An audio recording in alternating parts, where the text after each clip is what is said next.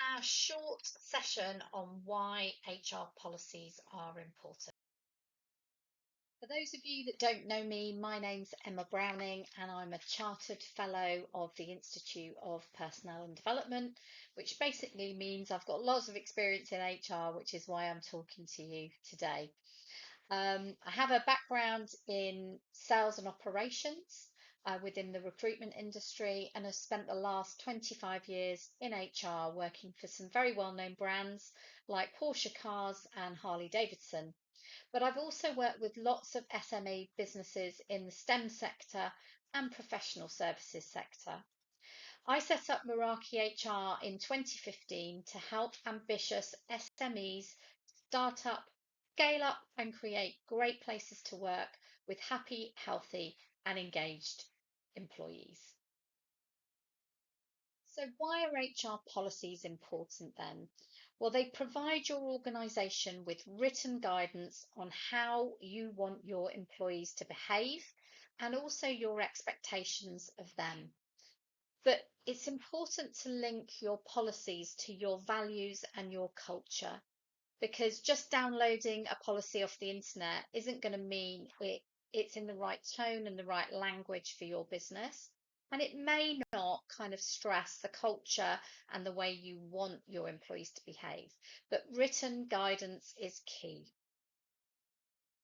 So that's why your policies need to be easily understood in plain English and transparent. So don't suddenly have a policy that you've written and you think, oh, I forgot to say this, I forgot to say that. You can't, once they're written, kind of suddenly change the rules. So it's really important you take your time to make sure they're right and they cover all of those expectations that we were talking about, and that they're clear and understandable for everybody. However, what we often see is that policies are out of date legally.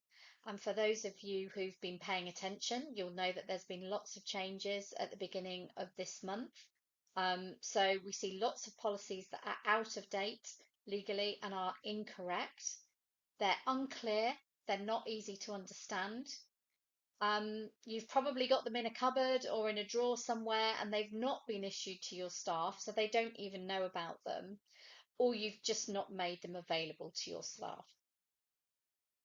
So, not having great policies or not having them written in a way that people can understand or made available to your staff can lead to confusion, frustration, and of course, compliance issues. So, here's our 3 top tips to make sure your policies are hitting the mark. Use simple and clear language. It sounds obvious, but don't use jargon. Don't use abbreviations that people might not know. And don't make them sound like a lawyer wrote them. Now, it may well be that a lawyer wrote them or an HR professional wrote them, but they need to be in your tone and your language to suit your business. And ensure that it's clear what people's rights and responsibilities are. You need to make sure that you regularly update your policies. So diarise a time to review and update your policies on an annual basis. And we would suggest that you do that in March every year. And the reason for that is most legal changes come into force in April each year. So good time to review your policies and update them is March. So pop that one in your diary. Organise your policies into an employee handbook. Having them all in one place that's easy to find, easy accessible for people is a really good idea. You could even decide to section them into areas like working conditions or family friendly policies, employee wellbeing, health and safety, just to give you a few examples or few ideas. Or you could just alphabetize them to make it easy for people to find them. And our third and final tip is to involve your employees. So when you're looking at updating them, rewriting them, make sure you involve your employees in the process. By involving your employees, you're getting them to buy into anything you might need to update or change. So they're aware of what those changes are. That means they understand those changes, but it also creates trust and builds a relationship between management and employees. Make sure you provide them with training about any new policies to ensure that they actually understand them and therefore can abide by them. And of course, if you do that, it means you'll have a far higher level of compliance and people not going against policies, which of course can then end up potentially in disciplinary matters or perhaps them even raising a grievance with you because they've not understood the new policy.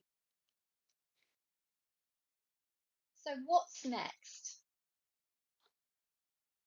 If you're ready to make your policies crystal clear and you need some help, then why not get in touch with us for your free audit of your HR policies? Yes, I did say free.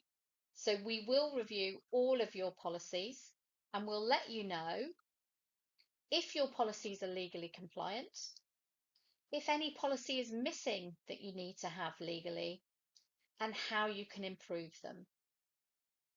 And we can then help you, of course, to address any area of concerns we may have identified from auditing all of your policies. So if you want to get in touch and you'd like our help, here's all of our contact details for you. So I'll just leave them here for a moment for you to jot them down. My name's Emma Browning from Meraki HR, and hopefully we'll speak soon. Thanks for listening.